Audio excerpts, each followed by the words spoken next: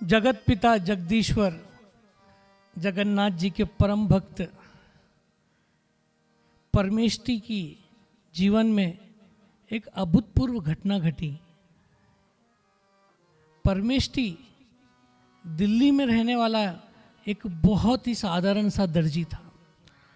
आज से 400 साल पूर्व की ये घटना है।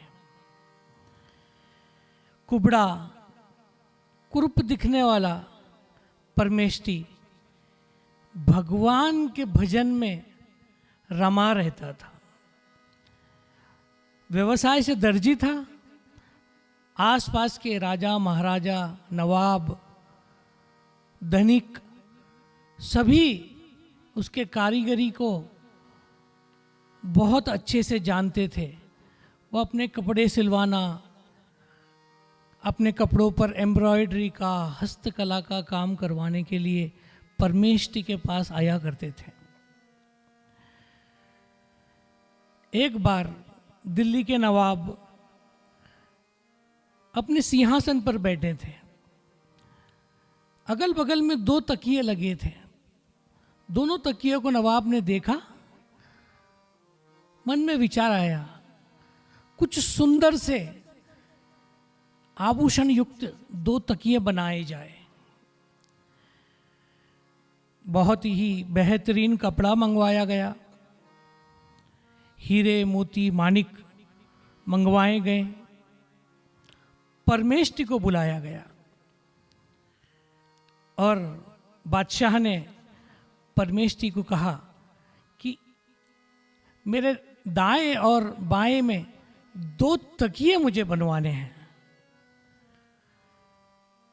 आप कृपया करके माप ले लीजिए और सुंदर तकिए हमको जल्दी से जल्द बनवा कर दे दीजिएगा। परमेष्टि ने कपड़ा लिया, रुई ली, घर गया। रुई को इत्र में महकाया। वह कुछ समय में हाथ की कारीगरी से बहुत ही सुंदर कपड़े, उस पर हीरे मोती माणिक की कारीगरी की, देखने में सुंदर लुभावने तकिए बनाए। तकिए बन के तैयार हो गए थे। परमेष्टि ने सोचा अगले दिन जाकर दोनों तकिए बादशाह को देकर आ जाएंगे। दूसरे दिन सुबह परमेष्टि तैयार हुआ। परमेष्टि की एक बहुत सुशील पत्नी थी विमला। 2 बच्चे थे, होनहार। सभी पूरा परिवार भक्त था भगवान का। ये उनकी विशेषता थी। दोनों तकिए दूसरे दिन परमेष्टि ने हाथ में लिए।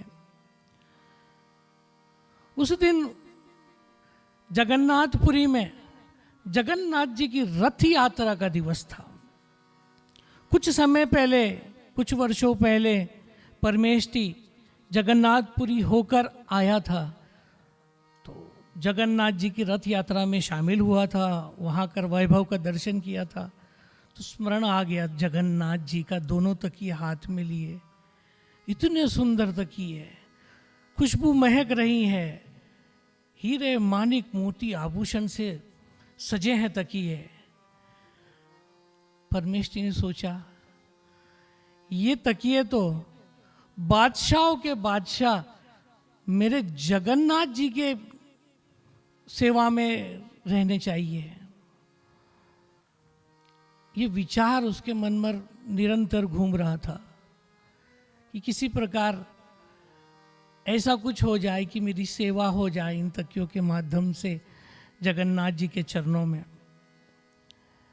मनी मन पुकारने लगा जगन्नाथ जी को, अकेले हैं चले आओ, जहाँ हो अकेले हैं चले आओ, जहाँ हो कहाँ आवाज दे तुमको, कहाँ हो अकेले हैं चले आओ जहाँ हो। भाव विभोर परमेष्टि ऐसा दर्शन हुआ कि वो रथ यात्रा में शामिल हैं।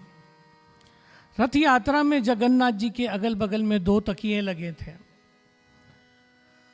यात्रा चल रही थी, हर्षोल्लास से संकीर्तन चल रहा था। सभी भक्त प्रेमी झूम रहे थे, नाच रहे थे, गा रहे थे। सामने रंगोली, हाथी, घोड़ा और लोग रथ जगन्नाथ जी का कंधे पर लेकर जय जगन्नाथ, जय जगन्नाथ, जय जगन्नाथ किए खींचे जा रहे थे। परमेष्टि वहां पहुंच गया। परमेष्टि ने देखा इस खींचातानी में जगन्नाथ जी के पीछे जो तकिया रखा है वो कहीं से फट गया है। रथ पर उपस्थित पुजारियों ने वो सब देखा, तुरंत आज्ञा दी वहां के दूसरे भक्तों को कि जाओ जल्दी से मंदिर से दूसरा तकिया लेकर आओ। परमेष्टि वहाँ मौजूद था, अपने हाथों से तकिया पुजारी की ओर बढ़ा दिया और पुजारी ने उस तकिए को जगन्नाथ जी के बगल में रख दिया। भाव दशा में विभोर परमेष्टि ये सब दृश्य देख रहा था मनोमन। भीड़ के धक्के में पीछे होता गया। रथ यात्रा आगे बढ़ती गई, आगे बढ़ती गई। चेत सा गया अचानक परमेष्टि। जैसे ही चेता, देखा तो तकिया एक उसके हाथ में था और एक तकिया नहीं था। सोचने लगा ये क्या हुआ। शायद भगवान ने कोई लीला की है। तकिया जो हम सोच रहे थे भगवान को अर्पण किया जाए, स्वीकार कर लिया है। एक तकिया लेकर पहुंच गया बादशाह के दरबार में, बादशाह को तकिया दिया। बादशाह ने तकिया देखा, सुंदर तकिया। बादशाह बहुत खुश हो गए। बादशाह ने पूछा, परमेष्टि एक ही तकिया लाए हो, दूसरा कहाँ है? परमेष्टि ने कहा, बादशाह माफ करना, दूसरा तकिया तो परमपिता परमेश्वर जगदीश्वर जगन्नाथ जी को अर्पण कराया हूं। बादशाह ने बोला, ये कौन सी बात कर रहे हो, कहाँ कर आए हो? जगन्नाथ जी में रथ यात्रा चल रही है, वहां पर हम ये तकिया अर्पण कराए। बादशाह को लगा ये बहक गया है, पागल हो गया है, या कुछ इसके मन में खोट आ गई है। हीरे मानिक जवाहरात का तकिया अपने पास छुपा लिया है और बहाना बना रहा है। बार बार पूछने पर परमेष्टि एक ही जवाब देता था। बादशाह उसकी बात से संतुष्ट नहीं हुआ। बादशाह ने आदेश दिया अपने सैनिकों को, परमेष्टि को ले जाया जाए और कारागृह में बंद कर दिया जाए। हथकड़ियां डालकर परमेष्टि को कारागृह में बंद कर दिए थे। आधी रात को घटना, सुंदर घटना घटती है। परमेष्टि पूरे भाव विभोर होकर हरि नाम संकीर्तन कर रहा है। अचानक से प्रकाश होता है और परमेष्टि के सामने जगदीश्वर स्वयं खड़े हैं, परमेष्टि को दर्शन देते हैं। कारागृह के ताले खुल जाते हैं। जितने भी वहां पर सैनिक है सब मूर्छित हो जाते हैं। और उसी समय राजा को, जो वहां का बादशाह था, उसको एक सपना आता है। ये क्या किया बादशाह तूने? मेरे भक्त को तूने कारागृह में बंद कर दिया है। तुझे शर्म नहीं आती? जब वो भक्त बता रहा है कि तकिया भगवान को अर्पण किया था, तुझे इसकी सजा मिलेगी। होश में एकदम से आ गया बादशाह, आंख खुल गई, जाग गया, दौड़ा कारागृह की तरफ कि ये क्या हुआ। और जाके देखता है तो पूरे सैनिक मूर्छा में पड़े और परमेष्टि बैठा है दोनों आंख बंद करके, हरे कृष्ण कृष्ण कृष्ण हरे हरे, हरे राम राम राम हरे हरे, हरे कृष्ण कृष्ण कृष्ण हरे हरे, हरे राम राम राम हरे हरे। संकीर्तन किए जा रहा है। बादशाह पैरों में गिर गया परमेष्टि के, क्षमा याचना, क्षमा कर दो परमेष्टि, मैं समझ नहीं पाया।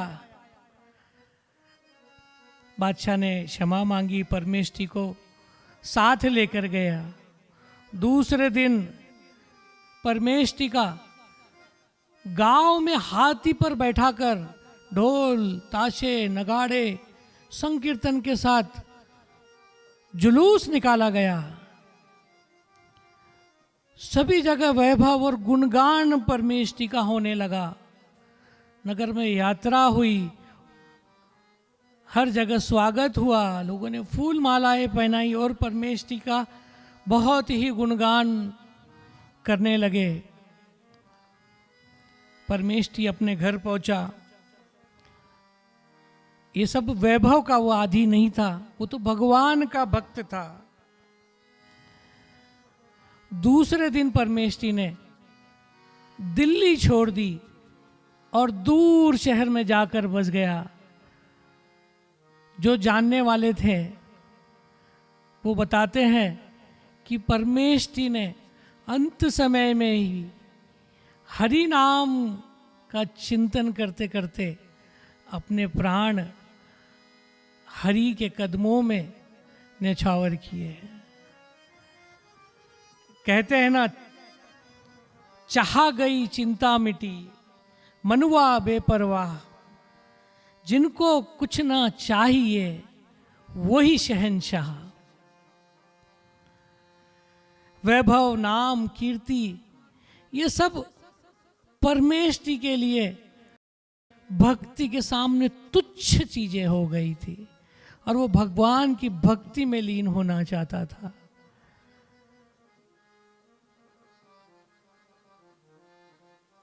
बहुत ही सुंदर वर्णन परमेष्टि का आता है कथाओं में। बोलो जगन्नाथ भगवान की जय।